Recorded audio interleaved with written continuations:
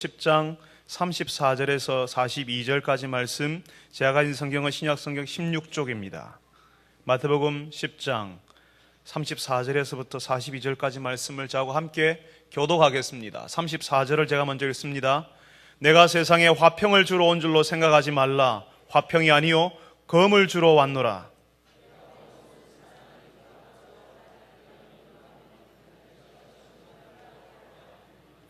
사람의 원수가 자기 집안 식구리라.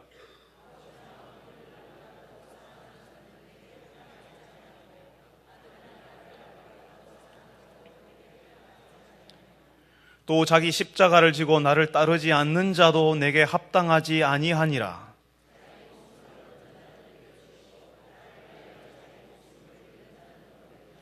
너희를 영접하는 자는 나를 영접하는 것이요 나를 영접하는 자는 나를 보내신 이를 영접하는 것이니라.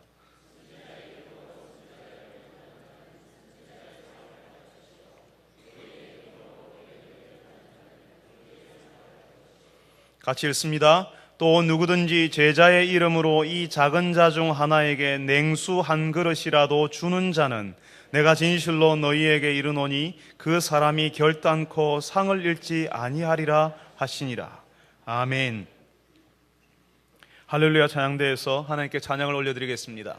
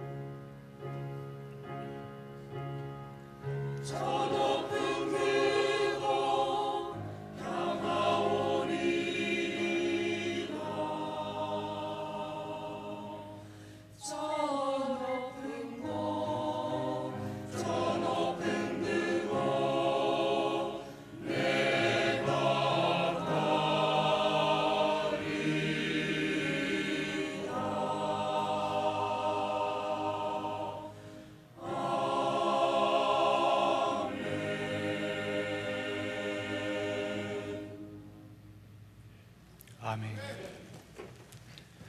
하나님, 우리가 예수님께서 가신 그 길을 따라가기를 원합니다. 찬양대원들이 주 앞에 노래한 것처럼 그 높은 곳으로, 주께서 인도하시는 그곳으로 저희들도 함께 가기를 원합니다. 주님, 저희들을 인도하여 주옵소서. 주의 인도하심을 따라가는 저희들이 되게 하여 주옵소서. 오늘도 저희들이 주의 말씀을 듣기를 원합니다. 주님, 저희들의 귀를 열어 주옵소서. 주께서 말씀하시는 것을 들을 수 있게 하여 주옵소서. 우리가 주 앞에서 어떤 사람이어야 하는지를 듣는 시간이 되게 하여 주옵소서. 예수님의 이름으로 기도합니다. 아멘.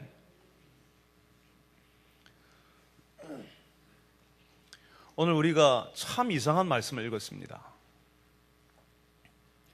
예수님께서 그 아버지와 아들이, 또 딸이 어머니와 며느리와 시어머니가 불화하게 될 것이라고, 나 때문에, 예수님 때문에 불화하게 될 것이라고, 갈등이 일어나게 될 것이라고, 이런 이상한 말씀을 하시거든요.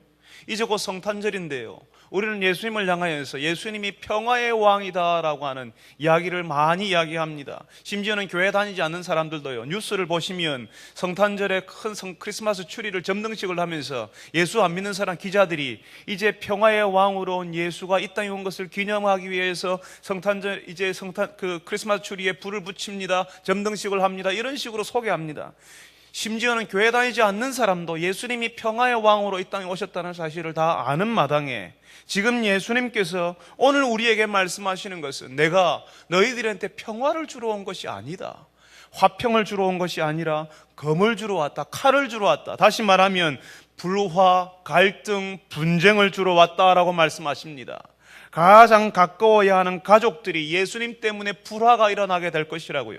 여러분, 지금 예수님께서 제자들을 실습 현장에 파송하시면서 실습을 시키시면서 제자들이 어떤 일을 당할는지를 알려주시는 말씀이라고 말씀드리지 않았습니까? 그것을 우리는 4주째 이어서 이야기를 하고 있습니다. 제자들이 어떤 일을 만날는지, 제자들이 세상 사람들에게 거절당하고 미움을 당하고 박해를 당하는데요, 우리는 이 말씀을 들으면서 그렇지, 그럴 수 있지라고 이야기하는데 예수님이 지금 그 현실을 너무 노골적으로 구체적으로 다 이야기하는 겁니다. 어떤 이야기냐 하면 아버지와 아들이 사이가 안 좋아질 것이고, 딸이 어머니와 관계가 안 좋아질 것이고, 며느리와 시어머니가 서로 갈등할 것이라고 이야기하는 겁니다. 이 말씀이 너무 구체적이고 너무 적나라해서요, 사실은 이 말씀을 안 듣고 싶거든요. 그런데 예수님께서는 우리의 머리를 딱 붙잡고 우리가 피하고 싶은 현실, 고개를 돌려버리고 싶은 그 현실을 딱 대면을 시키는 겁니다. 우리 고개를 흔들리지 못하게 우리를 머리를 붙잡고 이게 우리의 현실이다, 예수를 따르는 사람들이 이런 현실을 만난다라고 우리의 고개를 딱 고정시키고 눈도 못 돌리게 그것을 대면하게 만들어 주시는 것입니다. 우리가 이 말씀 어떻게 받아들여야 할까요? 아버지와 아들이, 그리고 딸이 그 어머니와 시어머니와 며느리가 불화하게 될 것이다. 예수님의 말씀대로 살려고 할 때 우리 주변에, 우리 가장 가까이 있는 사람들과의 관계가, 우리가 어떤 일을 경험하게 될 것인지를 예수님이 너무 구체적으로 말씀하시거든요.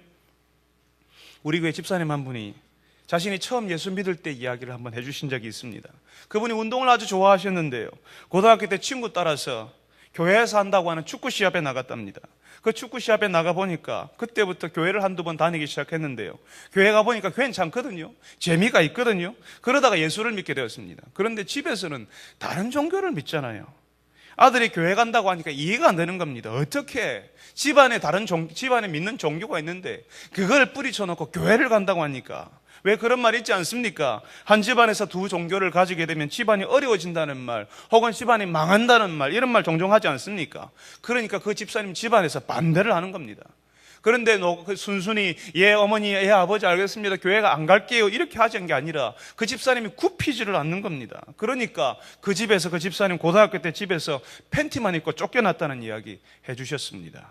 예수님이 말씀하시는 것은 우리가 예수님을 따를 때에, 예수를 제대로 믿기 시작할 때에 우리에게 이런 일이 일어날 수 있다는 사실을 말씀하십니다. 저 멀리 있는 이야기가 아니라, 저 먼 나라의 이야기가 아니라, 저 북한의 이야기가 아니라 나하고 가장 가까이 지내는 가족들 사이에서 이런 일이 벌어진다는 것입니다. 남편이 내가 가진 신앙 때문에 나를 힘들어할 수 있고, 아내가 내가 가진 신앙 싫어할 수 있고, 부모님이 내가 믿는 예수님 거절하면서 내가 신앙생활하는 건 막아설 수 있다는 사실을 말씀합니다. 예수님 때문에 평화가 오는 것이 아니라 한동안 갈등 가운데 있을 수 있다는 사실을 예수님이 너무 적나라하게 말씀하시는 겁니다. 그 다음 말씀이 우리를 더 힘들게 합니다. 부모님을 나보다 더 사랑하는 사람은 내게 합당하지 않고, 아들과 딸을 나보다 더 사랑하는 사람도 내게 합당하지 않다고요. 아니, 갈등이 있을 수 있다는 사실 알겠습니다. 그런데 예수님이 말씀하시는 것은 부모보다 나를 더 사랑하지 않으면, 자녀들보다 나를 더 사랑하지 않으면 내게 합당하지 않다고 이야기하는 말에 우리는 혼란이 오고 헷갈리기 시작합니다. 아니, 그러면 부모님 사랑하지 말고 그런 자녀들하고 관계를 끊으라는 말입니까?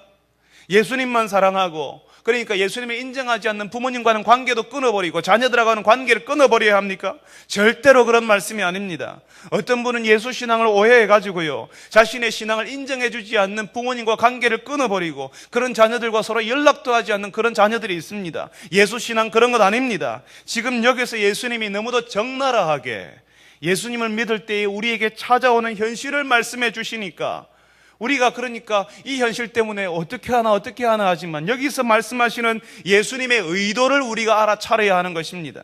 예수님을 믿는 사람들은 그 부모를 정말 잘 공경해야 합니다. 하나님께서 성도들이 꼭 지켜야 하는 계명 10가지를 주셨지요. 그걸 뭐라고 합니까? 10계명이라고 이야기합니다. 거기서 5번째 계명이 뭡니까? 내 부모를 공경해라. 내 부모를 공경해라고 이야기하십니다. 거기서 하나님이 말씀하시는 부모는 우리에게 잘해주는 부모, 우리 신앙을 인정해주는 부모만 공경하라는 말씀이 아닙니다.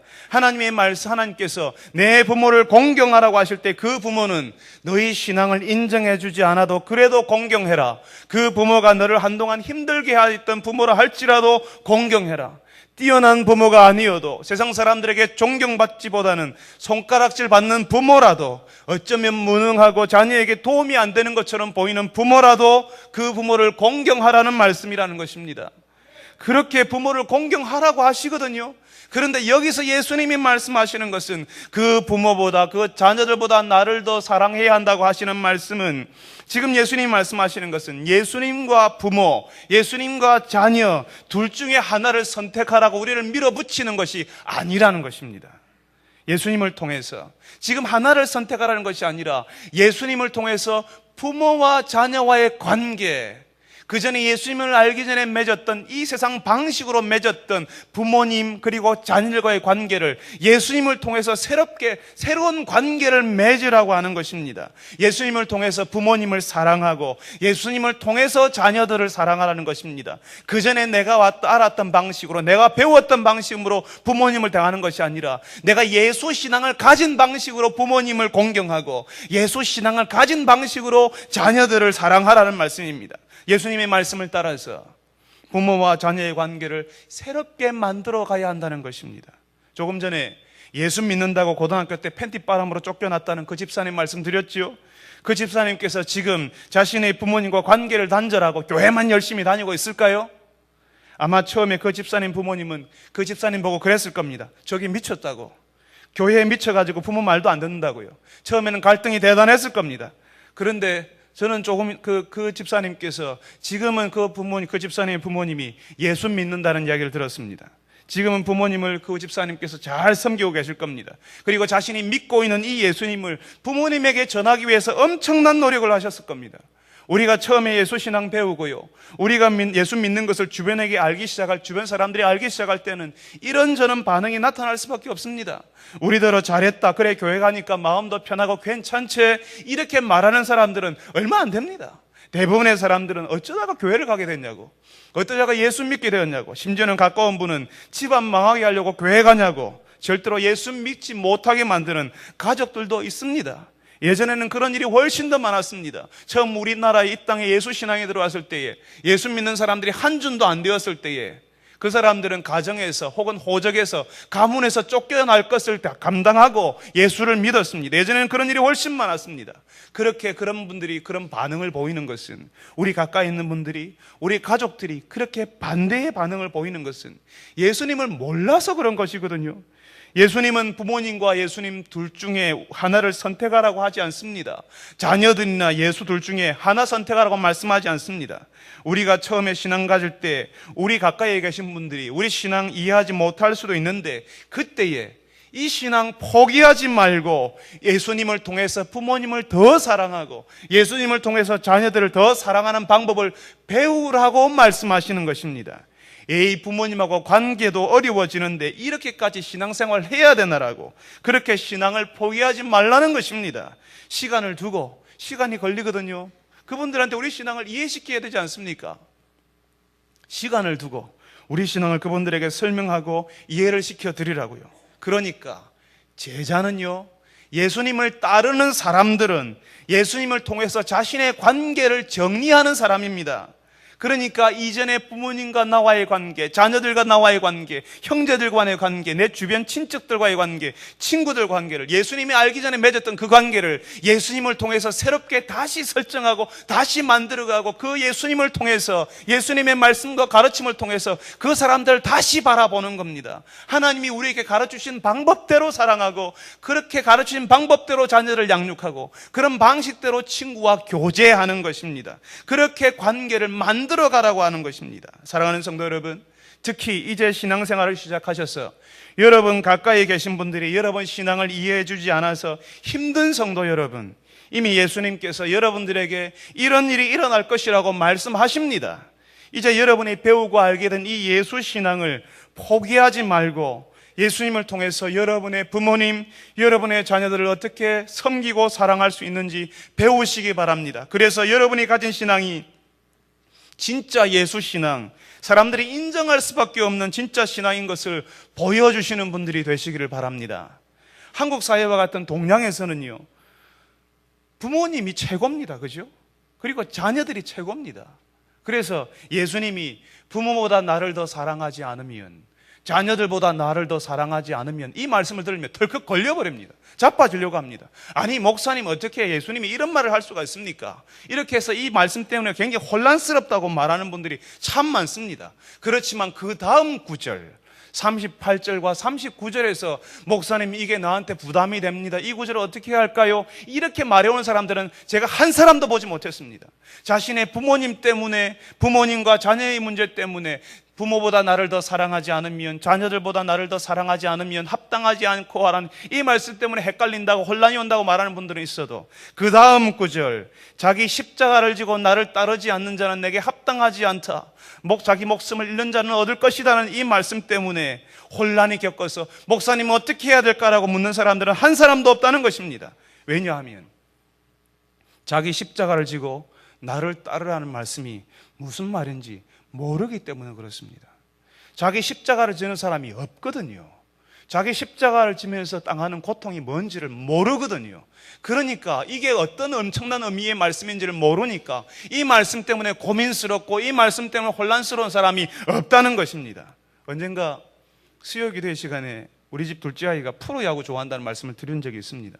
대구에 살지만 삼성 라이온즈 응원하지 않습니다. 그것 때문에 우리 아이 너무 미워하지 마시기 바랍니다. 그런데 지난 봄에요, 우리 아이가 좋아하는 팀이 성적이 좋지 못한 때가 있었습니다. 그러니까 속상하잖아요. 자꾸 지니까 속상하니까 이런 말을 하는 겁니다. 아빠, 팀을 한번 바꿔볼까요? 그러면 어떤 팀을 응원하고 싶은데 저 물었죠. 삼성일 수도 있고 이렇게 이야기하더라고요. 자기 팀이 너무 지고 속상하면요, 팀을 바꿀 수도 있어요. 잘하는 팀을 응원하고 싶거든요. 그런데요, 지금 나중에 자기가 응원하는 팀이 자꾸 이기고 하니까요, 팀을 바꾼다는 이야기가 쏙 들어가 버렸습니다. 팀이 이길 때는 흥분하고 좋아하고 박수를 치는 겁니다. 여러분, 많은 분들이 예수님을 따르는 것을 야구팀 응원하듯이 그렇게 합니다. 항상 이기는 것만 좋아하고요, 힘들고 속상한 것은 절대로 용납할 수가 없습니다. TV 앞에서 운동장에 나가서 자신의 팀을 응원하고 좋아하는 선수들의 이름을 부르면서 흥분합니다. 그렇지만 아무도 선수들과 함께 운동장에 나가서 운동을 하는 사람은 없습니다. 그냥 구경합니다. 관객일 뿐입니다. 그렇게 구경꾼으로, 관객으로 좋아하는 팀을 응원하는 것처럼 그렇게 신앙생활하는 겁니다. 예수님이 말씀하시는 것은 구경꾼, 관객, 응원한 사람들이 아니라 예수님과 함께 십자가를 지고 가는 사람이 되어라라고 하시는 것입니다. 예배 시간에 설교를 듣지요, 감동적인 기도를 듣지요, 찬양대의 감동적인 찬양을 듣고 기뻐하고 환호할 수 있습니다. 예배를 마치고 난 다음에 목사님의 손을 잡고, 목사님 설교 참 좋았습니다, 지휘자님의 손을 잡고 오늘 찬양이 참 감동적이었습니다, 장로님 어떻게 그렇게 은혜스러운 기도를 하셨습니까? 라고 그렇게 기뻐할 수는 있지만 말씀을 들은 대로 살지 않고, 기도한 대로 기도하지 않고, 찬송을 들은 그 신앙 고백대로 살지 않으면 의미가 없는 것입니다. 수많은 사람들이 그렇게 신앙생활을 한다는 것입니다. 듣기는 좋습니다. 환호합니다. 참 좋은 설교네요. 참 좋은 기도입니다. 참 영감 있는 찬송입니다라고 사람들이 환호하지만 그렇게 열심히 그 찬송을 들은 대로 살지 않고, 말씀을 들은 대로 살지 않고, 기도한 대로 살지 않는다는 것입니다. 말씀을 듣고 그대로 살지 않으면 아무런 어려움이 없습니다. 아무런 갈등도 없습니다. 만약 갈등이 있고 어려움이 있다면 우리의 죄 때문에 그런 것이고, 우리가 잘못해서 그런 것입니다. 자신이 잘못해서 어려운 일을 만나면 하나님께 해결해달라고 하나님 앞에 나오지 않습니까?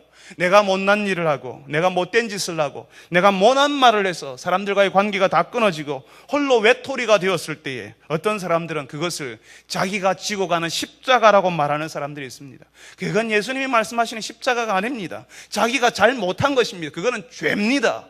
죄를 지고 가는 것입니다. 예수님이 말씀하시는 십자가가 아니라는 것입니다. 하나님의 말씀에 순종하려다가 보니까 예수님의 말씀하시는 십자가는 하나님의 말씀대로 내가 살아가려고 애를 쓰다 보니까 일어나게 되는 어려움, 반대, 고통, 갈등이 바로 예수님이 말씀하시는 십자가라고 하는 것입니다. 예수님의 말씀을 따라가면 어렵거든요. 손해가 나는 것처럼 보입니다. 그러니까 사람들은 예수님의 말씀하시는 제자가 되려고 하지 않습니다. 그냥 교회 다니는 사람, 그냥 어느 교회 교인, 대형교회 교인으로 남아있으려고 합니다. 그것도 마음에 안 들면요, 그냥 다른 교회 갑니다. 여러분, 교회 다닌다고 다 제자가 아닙니다. 우리 교회 20년 다녔기 때문에 하나님이 인정하시는 사람이 되는 것이 아니라는 것입니다. 예수님이 말씀하지 않습니까? 마태복음 우리가 읽으면서 말씀하지 않았습니까? 주여 주여 하는 자들이 다 천국에 들어갈 자가 아니라고 하지 않습니까? 좁은 문으로 들어가는 사람, 좁은 길 위에 서 있는 사람, 예수님을 믿기 때문에 손해보기로 작정하고 그럼에도 불구하고 예수님께 붙어있는 그 사람이 제자이고 천국을 경험하는 것이라고 말씀하는 것입니다. 여러분, 조금 더 정확하게 말하면요, 조금 더 적나라하게 이야기하면 예수님 당시에 십자가를 지는 사람들은요, 예수님 당시에 십자가를 지는 사람은 죽을 사람들이었습니다. 죽음이 확정되어 있는 사형수들이 십자가를 졌습니다. 예수님이 지금 무슨 말씀을 하는 겁니까? 예수님 당시의 사람들은 십자가란 말만 떠올리면 머리털이 쭉 뺏어는 끔찍한 장면이었습니다. 아무도 그런 생활을 하고 싶어 하지 않았습니다.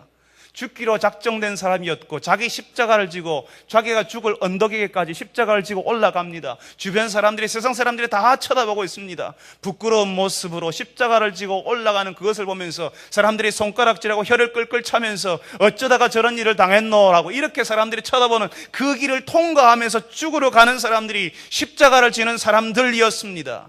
예수님께서 그렇게 자기 십자가를 지고 나를 따라오라고요. 예수님이 지금 무슨 말씀하십니까? 나하고 함께 죽을 수 있는 사람들만 따라오라는 겁니다. 이 얼마나 무시무시한 말씀입니까? 그 죽음도 고상한 죽음도 아니고요, 사람의 품위가 지켜지는 그런 죽음이 아닙니다. 십자가의 죽음도 괜찮다고 생각하고 따라와야지만 예수님의 제자라고 할 수 있다는 것입니다. 여러분, 사람들은 죽어야 산다는 말을 알지 못합니다. 그래서 절대로 죽으려 하지 않습니다. 다시 말하면 불편하고 손해보고 어려운 일 겪으려 하지 않습니다. 예수님을 좋아하고 응원한 일은 할 수 있습니다. 나는 예수님 좋아합니다.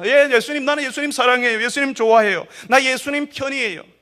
예수님이 나타나시면 지금 젊은 세대들이 아이돌 그룹, TV에 나오는 사람들 응원하듯이 휘파람 불면서 나 예수님 좋아해요. 예수님 좋아할 수 있어요. 그렇게 하지만, 그렇지만 예수님처럼 살라고는 하지 마세요.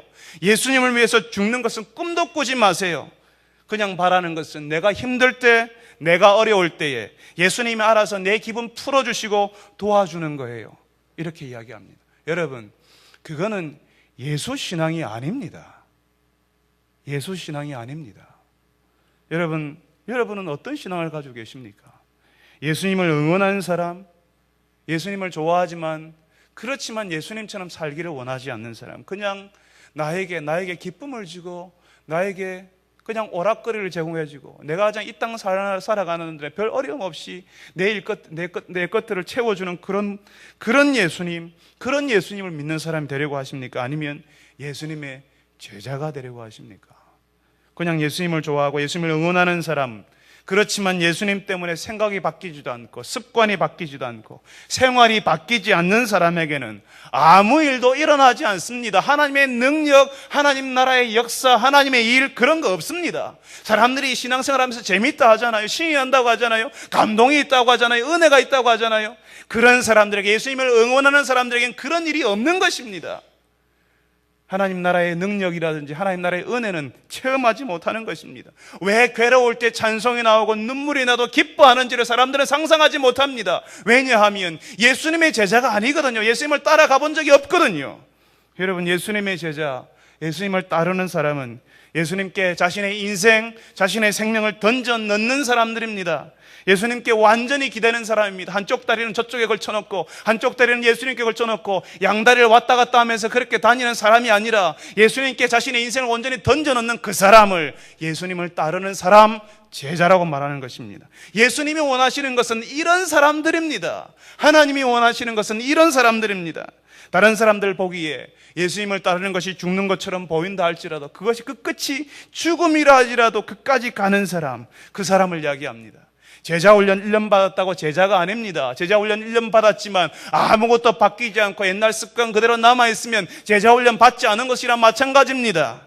교회에서 하는 제자 훈련 받았기 때문에 나는 다른 성도들보다 괜찮다고 생각하는 사람들에게 예수님께서 진짜 제자가 뭔지를 지금 말씀하고 있는 겁니다. 제자는 목숨 걸어놓고 예수님 따르는 사람이라고요. 여러분, 그래야 세상을 바꿀 수가 있습니다. 하나님께서 우리에게 거는 기대가 얼마나 대단한지 아십니까? 우리가 이 땅을 살면서 20년, 30년 신앙생활하면서 겨우 내 신앙만 지키다가 그냥 하나님 부르실 때 오라고 그것 때문에 우리를 부르신 것이 아닙니다. 하나님께서는 제자로 부르신 우리들 때문에 이 세상이 바뀌기를 원하고 있습니다. 어쩌면 하나님이 보내신 이 예수님이 엄청난 일을 우리들에게 맡기셨는지도 모릅니다. 세상에서 주눅들고 세상의 방식을 따라가지 못해서 세상이 하는 대로 살지 못해서 안절부절하는 사람으로는, 그런 사람으로는 신앙의 진수가 드러나지 않거든요. 세상 사람들을 따라가지 못해서, 세상 사람들처럼 살지 못해서, 그 사람들을 누리는 것을 누리지 못해서 그것 때문에 안절부절하고 왜 나에게 이런 것 없어 저런 것 없어라고 하는 사람들에게는 예수 신앙의 진수가 드러날 수가 없는 것입니다. 나는 부족하지만 나의 생명, 나의 인생을 예수님께 다 던져서 예수님만을 따르고 의지하는 사람에게서만 예수 신앙이 무엇인지, 예수가 무엇인지, 하나님 나라의 능력이 무엇인지 그 예수 신앙의 진수가 나타나는 것입니다. 그때에만 하나님 나라의 능력이 보이는 것입니다. 여러분, 교회가 원래 그런 것입니다. 예수 신앙이 원래 그런 것입니다. 우리가 그렇게 살지 않으니까요. 교회가 그렇게 하지 않는 교회가 너무 많으니까, 우리가 그런 신앙을 잃어버렸으니까, 그러니까 사람들도 모르고 세상 사람들이 교회와 신앙을 우습게 여기는 겁니다. 교회에 세워진 직분자도 우습게 여기고요, 교회 안에 있는 직분자도 스스로도 자신이 가진 직분이 뭔지를 모르고 있는 것입니다. 원래 예수 신앙은 예수님을 목숨 걸어놓고 따라가는 것이었습니다. 그러니까 예수님께서 그런 엄청난 말씀을 할 수 있는 것입니다. 여러분, 우리가 지금 마태복음을 계속 읽고 있는데요, 마지막 부분에 28장의 19절 20절에 보면 우리가 잘 아는 말씀이 나옵니다. 예수님께서 제자들에게 뭐라고 하십니까? 너희는 모든 민족으로 제자를 삼아 아버지와 아들과 성령으로 세례를 주고 내가 너희에게 분부한 모든 것을 가르쳐 지키게 하라. 여러분, 예수님이 그 제자들에게 이야기할 때에 그 제자들, 모인 제자들이 몇 명인 줄 아십니까? 11명이었습니다. 그 11명 제자들 모아놓고 뭐라고요? 모든 민족을 제자를 삼으라고요. 이게 무슨 말도 안 되는 이야기입니까? 예수님이 왜 이렇게 현실 인식이 안 되십니까? 상황 파악이 안 되십니까? 겨우 11명 모아놓고 모든 나라들 제자 삼으라는 게 아니라, 나라들은요 겨우 한 200 몇십 개 될 수 있을 수밖에 없습니다. 그렇지만 모든 민족, 여기서 말하는 것은 모든 부족을 이야기합니다. 각기 다른 언어를 말하는 그 부족들, 5천 개가 넘을 수 있는 그 부족들을 제자를 삼으라고 그렇게 말씀하시거든요. 겨우 몇 명에게? 11명에게. 예수님께서 왜 이렇게 말씀하십니까? 예수님이 말씀하신 대로 자기 십자가를 지고 예수님을 따르겠다는 사람, 자기 목숨 걸어놓고 예수님을 따르는 사람 11사람만 있으면 모든 민족 제자 삼는 일이 가능해지기 때문에 말씀하시는 겁니다. 목숨 걸어놓고 자기 십자가를 지고 따라가는 사람 11사람만 있으면 그게 가능하기 때문에요. 문제는 그 사람이 없기 때문에, 예수님처럼 그렇게 따라가지 않기 때문에 안 되는 겁니다. 사랑하는 성도 여러분, 이렇게 자신의 목숨 걸어놓고 예수님을 따라가는 사람에게 오히려 예수님께서는 그 생명을 얻을 것이라고 말씀하지 않습니까? 39절에 나를 위하여 목숨을 잃는 자는 얻으리라. 사랑하는 성도 여러분, 여러분들이 이 말씀을 들으시면서, 오늘 교회에 하시는 말씀을 들으면서 예수님의 제자가 무엇인지 아시는 분들이 되시기를 바랍니다. 그냥 주일 예배만 겨우 참석해 주는 것이 제자가 아닙니다. 하나님이 원하시는, 하나님이 부르시는 부르심이 아니라는 것입니다. 예수님께 우리 인생을 다 던져놓고 예수님만을 의지할 때에 그 예수님께서 우리를 살리시고 우리를 통해서 일하시는 것을 경험하시는 여러분 되시기를 바랍니다. 이제 마지막으로 예수님께서는 예수님의 제자를 받으시고 그 제자에게 호의를 보여주는 사람들에게 어떤 일이 일어나는지를 알려주십니다. 40절에 너희를 영접하는 자는 나를 영접하는 것이요. 예수님이 보내신 제자들이 그 제자들이 얼마나 엄청난 사람일 수 있는지를 알려주고 계십니다. 지금 예수님께서 제자들에게 사람들이 너희를 받아준다면 너희를 받아준 것은 곧 나를 받는 것이다. 예수인 나를, 이 세상의 주인인 예수님을 받아주는 것이라 말씀하십니다.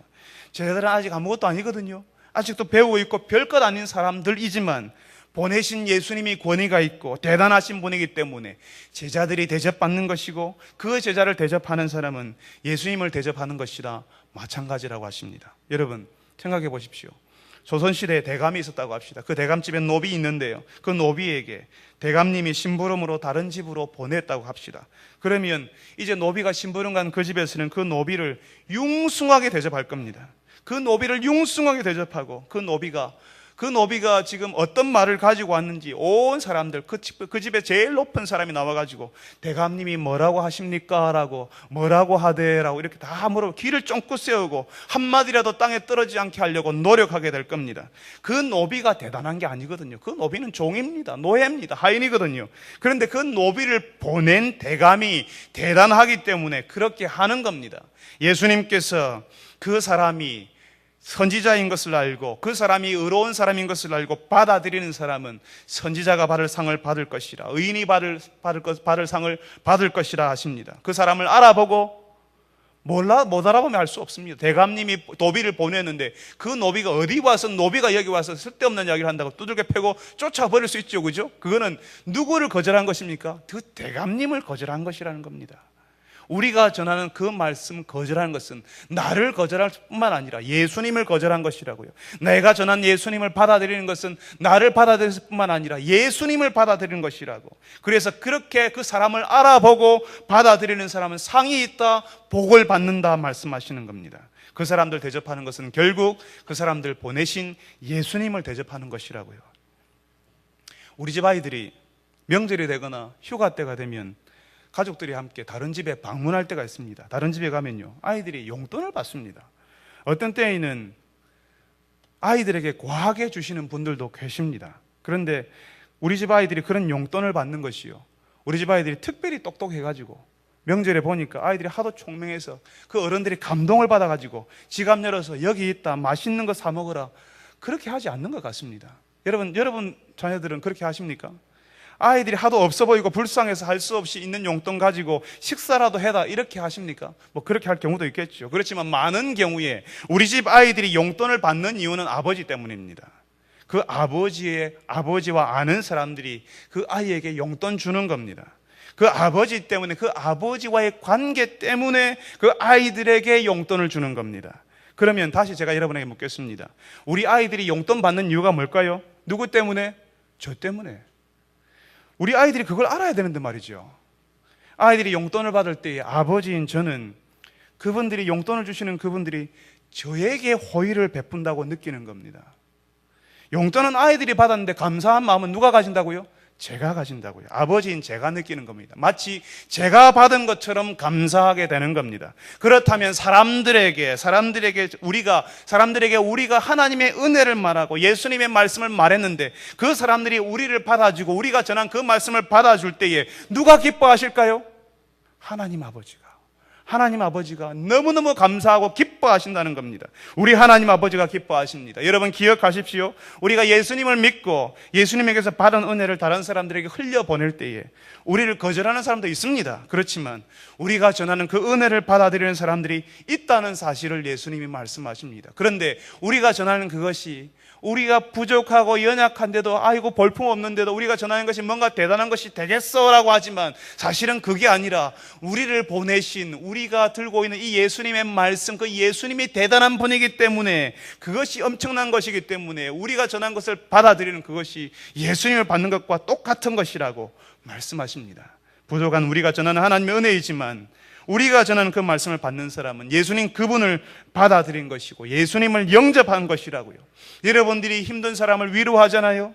여러분들이 어려운 사람을 격려했잖아요. 여러분들이 그 사람 찾아가서 신방했잖아요. 그러면 누가 위로한 것입니까? 여기 말씀에 하면 예수님이 위로한 것입니다. 예수님이 격려한 것입니다. 여러분들이 그 사람 찾아가서 전화해주고 그 사람 찾아가서 신방해 주었으면 누가 찾아간 것입니까? 누가 전화한 것입니까? 예수님이 전화하고 예수님이 신방한 것입니다. 그 사람이 여러분의 신방을 받아들이고 여러분의 전화를 감사함으로 받았으면 누구를 받아들인 것입니까? 예수님의 신방과 예수님의 전화를 받아들였다는 것입니다. 우리가 아무것도 아닌 것처럼 보이지만 예수님이 대단하시기 때문에 우리가 흘려보내는 이 은혜가 예수님이 대단하시기 때문에 이 은혜가 대단한 것이 되는 것입니다. 뿐만 아니라 사람들이 우리를 인정하고 받아들일 때에 우리 하나님 아버지가 너무 기뻐하고 좋아하신다는 것입니다. 이 일을 좋아하십니다. 우리 하나님 아버지가. 같은 이유로 예수님의 말씀을 전하기 위해서 제자의 삶을 묵묵히 살고 있는 분들이 계시지요. 그 사람들을 대접하는 것은 예수님을 대접하는 것과 같다라고 말씀하십니다. 42절에 누구든지 제자의 이름으로 이 작은 자 하나에게 냉수 한 그릇이라도 주는 자는 내가 진실로 너희에게 이르노니 그 사람이 결단코 상을 잃지 아니하리라.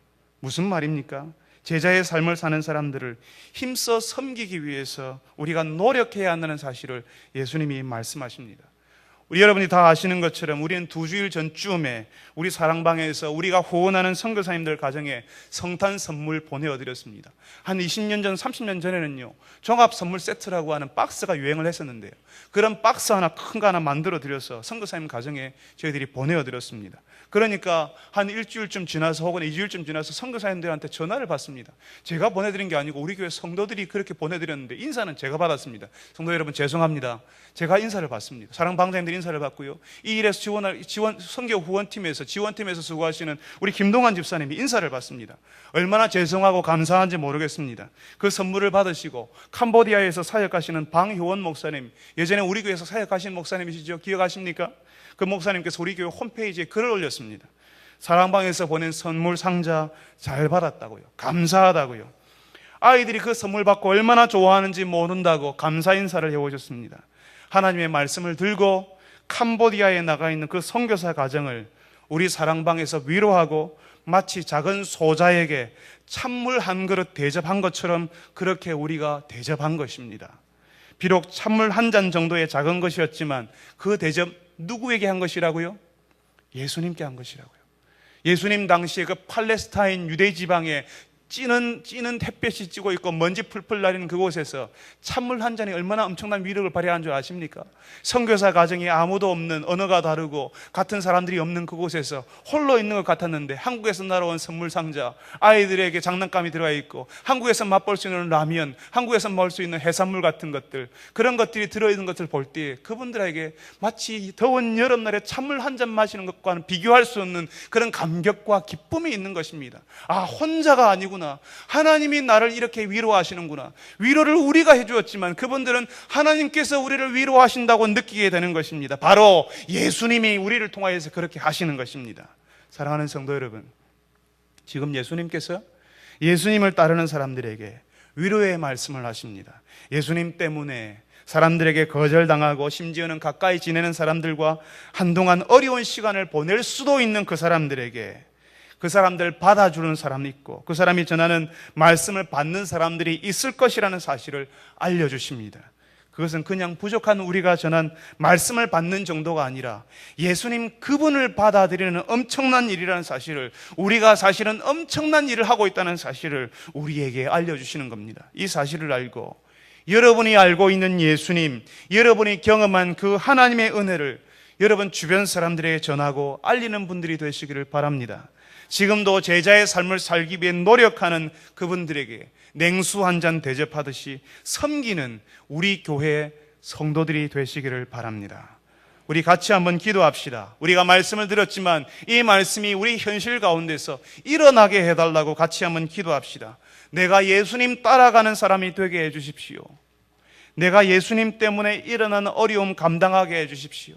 그냥 예수님께 주십시오, 예수님께서 나의 어려움을 채워주십시오 할 뿐만 아니라 내가 예수님 때문에 어려움을 당해도 내가 그거 감당하겠습니다, 통과하겠습니다, 예수님 의지하고 예수님을 신뢰하면서 내 인생 예수님께 던져 넣겠습니다, 예수의 제자의 삶을 살겠습니다라고 기도합시다. 우리 한번 기도할 때 예수님을 모르는 내 부모님들에게, 형제들에게, 자녀들에게 예수님이 가르쳐주신 방식대로 부모님을 섬기고 사랑하게 해주십시오.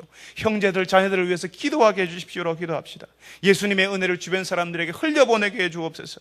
예수 제자의 삶을 살고 있는 사역자들에게, 말씀을 전하는 자들에게, 내 주변에 있는 이웃들이 전도하며 그것 때문에 고민하며 힘들어하는 사람들에게 냉수 한 잔 대접하듯이 그분들을 섬기게 해달라고, 우리 사랑방이, 우리 교회가 그런 교회가 되게 해달라고 우리 다 같이 한번 한 목소리로 기도하겠습니다. 거룩하신 아버지 하나님, 우리가 주의 말씀을 듣습니다. 아버지 하나님, 저희들의 신앙이 예수님을 따라가는 주님의 제자의 신앙이 아니라 주님, 저희들이 주님의 스포츠팀을 응원하듯이 그렇게 주님이 전혀 예수님을 향하여서 뛰어가는 신앙이 아니라 예수님이 뛰도록 하고 우리는 구경만 하는 관객으로 남아있는 신앙이 아니었습니까? 주님, 저희들을 긍휼히 여겨주셔서 우리가 제자의 삶을 살기를 원합니다. 하나님이 우리를 그렇게 부르셨다는 사실을 알고 그냥 이 땅 위에서 지금 우리 신앙만 지키다가 겨우 신앙만 지키다가 가는 것이 아니라 주님, 주의 말씀을 전하는 주님 제자로, 예수님 따라가는 사람으로, 예수님의 은혜를 흘려보내는 사람으로 우리를 부르셨다는 사실을 알고 그 예수님께 우리의 것들을 던져 넣을 수 있는 그런 인생, 그런 신앙이 되게 하여 주옵소서. 그리하여서 하나님 나라의 능력이 나타나게 하시고 예수를 믿는 사람들이, 그 목숨을 잃는 자들이 결국에는 얻게 될 것이고 살게 될 것이라는 그 말씀을 경험하는 자들이 되게 하여 주시옵소서. 아버지 하나님, 사랑방에서, 교회에서, 기관에서 주님 사람들을 섬기고 이 소자에게 냉수 한 그릇 대접하듯이 아버지 하나님이여, 저희들이 말씀을 전하는 자들을 지금 위로하고 격려하며 섬기는 일을 감당하는 교회가 되게 하여 주시옵소서. 아버지 하나님, 오늘 주의 말씀을 통하여서 우리가 과연 신앙생활 제대로 하고 있는지, 하나님 앞에서 부르심을 받은 저희들이 예수님을 따라가는 사람의 삶을 살고 있는지 돌아보게 하셔서 감사합니다. 원래 예수 신앙은 무겁고 엄중하고 결단해야 하고 결심해야 하고, 예수님을 따를 때에 내 자신을 다시 한번 돌아보아야 한다는 사실을 다시 한번 생각하게 하셔서 감사합니다.